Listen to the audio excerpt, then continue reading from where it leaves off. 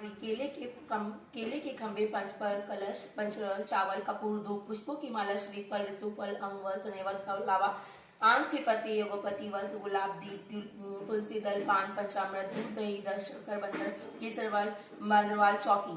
पूजा विधि। व्रत करने वाला पूर्णिमा व संक्रांति के दिन प्राप्त काल साय काल को स्नान आदि से निवृत्त होकर पूजा स्थल पर आसन पर बैठकर श्रद्धा पूर्वक गणेश, गौरी, वरुण, विष्णु आदि सभी देवताओं का ध्यान करे और संकल्प करे कि सत्यनारायण स्वामी का पूजन व कथा श्रवण सदैव करूंगा। हाथ में पुष्प लेकर नारायण का ध्यान करे, योगपति, धूप, पुष्प आदि से युक्त होकर स्तुति करे। हे भगवान, मैंने श्रद्धा पूर्वक फल, जल आदि सभी सामग्री आपको अर्पण की है, इसे आप स्वीकार कीजिए। मेरा आपको बारंबार नमस्कार।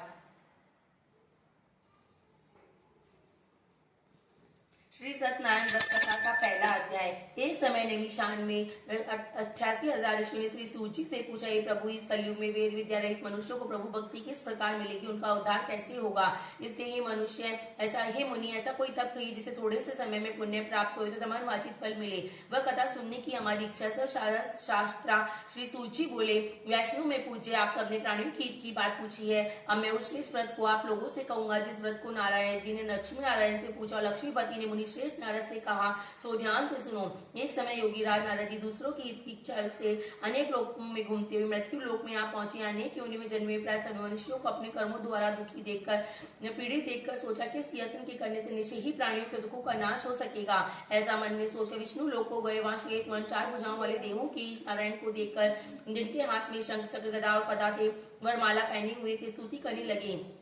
हे भगवान, आप अत्यंत शक्ति संपन्न है, मनवाणी भी आपको नहीं पा सकती। आपकी आदि मध्य अंत निर्गुण स्वरूप सृष्टि के आदि भूत भक्तों के दुखों को नष्ट करने वाले हो, आपको नमस्कार। नारद जी से इस प्रकार की स्तुति सुनकर विष्णु भगवान बोले, हे मुनि श्रेष्ठ, आपके मन में क्या है, आपका किस आगमन हुआ है, निसंकोच कहो। तब नारद मुनि बोले, मृत्यु लोक में सब मनुष्य अनेक योनियों में प्राय पैदा हुए और अपने अपने कर्मों के द्वारा अनेक प्रकार से दुखी होते हुए, हे नाथ, मुझ पे दया रखते हुए बताइए कि मनुष्य के सब थोड़े से प्रयत्न से कैसे दूर हो सकते हैं। श्री भगवान जी बोले, हे नारद, मनुष्य की भलाई के लिए तुमने बहुत अच्छी बात पूछी है। जिस काम के करने से मनुष्य मुंह से छूट जाता है वह मैं कहता हूँ। सुनो, बहुत पुण्य देने वाला स्वर्ग और मृत्यु लोक में दोनों में एक दुर्लभ उत्तम व्रत है, जिसे प्रेम वश होकर आज मैं तुमसे कहता हूँ। नारायण का यह व्रत अच्छी तरह विधि पूर्वक करके मनुष्य आयु पर्यंत सुख भोग कर मरने पर मोक्ष को प्राप्त होता है। श्री भगवान के वचन सुनकर नारद मुनि बोले, हे प्रभु, ये उस व्रत का क्या फल है और क्या विधान है, किसने यह व्रत किया और किस दिन यह व्रत करना चाहिए, विस्तार से कहिए। भगवान बोले, दुख शोक आदि को दूर करने वाला, धन धान्य को बढ़ाने वाला, सौभाग्य और संतान को देने वाला यह व्रत सभी स्थानों पर विजय करने वाला है। भक्ति और श्रद्धा के साथ किसी भी दिन मनुष्य श्री सत्यनारायण व्रत की प्राप्त काल के समय ब्राह्मणों बंधु के साथ धर्म प्रयाण होकर पूजा करे। भक्ति भाव से नेवत, केले का फल, घी, दूध, गेहूं का चूर्ण, सवाया ले, गेहूं के अभाव में साठी का चूर्ण, शक्कर, गुड़, भक्ष्य योग्य पदार्थ जमा करके भगवान को अर्पण कर देवे।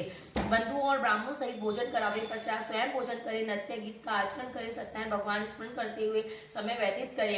इस तरह व्रत करने पर मनुष्य की निश्चय ही पूरी, विशेषकर कली काल में भूमि पर यही मोक्ष का सरल उपाय है। दूसरा